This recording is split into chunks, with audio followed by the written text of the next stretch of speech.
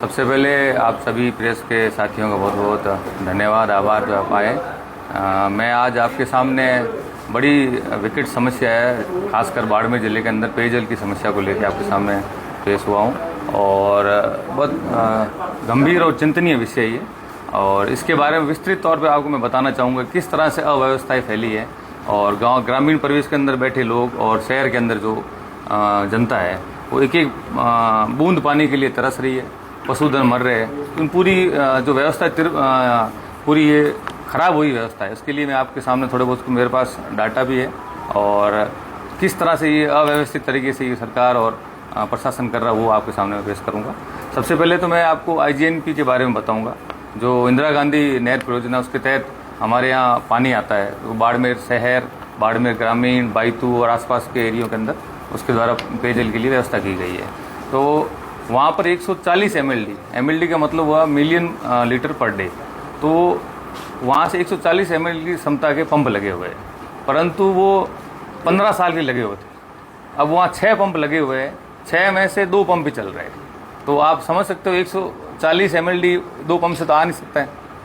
फिर उसमें सिर्फ 100 से लेके 110 MLD पानी वहाँ से चल रहा है। उसके बाद भी अभी बिजली को लेके कभी वहाँ तकनीकी कर्मचारी भी नहीं ऊपर, तो कभी पंप खराब हो जाता है, तो वहाँ से जो पंपिंग होकर पानी यहाँ बाढ़ में आना चाहिए पहुँच नहीं पा रहा है। फिर रास्ते के अंदर आप जहाँ स्टोरेज हो रहा है उसके अंदर मैं आपको बताना चाहूँगा वितरण व्यवस्था है उसके अंदर गूंगा के अंदर एक टैंक बना हुआ है, 2 टैंक बने हुए बड़े कुंभारों की ढाणी के अंदर, जो लगभग काफ़ी बड़े टैंक बने हुए, 40 MLD से ऊपर भी है। परंतु 2 में से एक टैंक जो स्टोरेज होता है जहाँ से अब आगे वितरण होता है सब जगह पे, वो ख़राब हो रखा है, क्षतिग्रस्त हो रखा है। उसमें क्रैक आ रखे, इसके कारण उसमें पानी स्टोरेज होता नहीं है और स्टोरेज नहीं होने के कारण स्वतः ही अपने पास आधा तो बच गया, पहले से पानी की पूर्ति नहीं है, क्लोजर लगा हुआ है, ऊपर से अगर आपके पास स्टोरेज की सही व्यवस्था नहीं है तो आगे पानी पहुँच नहीं पाएगा।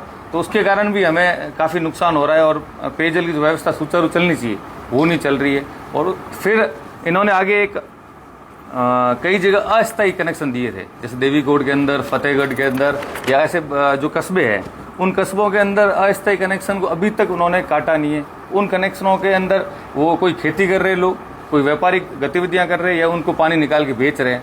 वो जो अवैध कनेक्शन है, उन अवैध कनेक्शनों के कारण अपने पास बाड़मेर तक पानी पहुँच नहीं रहा, जो अपनी पूर्ति होनी चाहिए, जो अपनी जितनी आवश्यकता वो पहुँच नहीं पा रही है। अब उसके बाद आप क्लोजर लगा, 21 दिन का क्लोजर लगाया था इन्होंने। 21 दिन के क्लोजर में वो 55 दिन का कर दिया। अब देख सकते हो गर्मियों के अंदर बाड़मेर, खासकर रेगिस्तानी एरिया के अंदर अगर एक दिन भी पानी नहीं मिलता हालत ख़राब हो जाते हैं। तो इन्होंने 21 की जगह 55 दिन कर लिया, पर उसका ऑप्शन क्या होगा, इसका सब्स्टिट्यूट क्या, वो भी उन्होंने बताया नहीं। एक तो मैंने बताया आप गूंगा के अंदर टैंकेज 2 होने चाहिए स्टोरेज, वो ख़राब हो गए।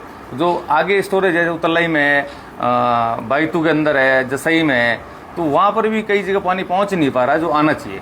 तो अपने आप ये पानी की जो इनकी व्यवस्था इन्होंने खुद ने बिगाड़ी, उसके कारण ये आज अपनी भुगत रहे, पूरे शहरवासी सारे ग्रामवासी भुगत रहे हैं।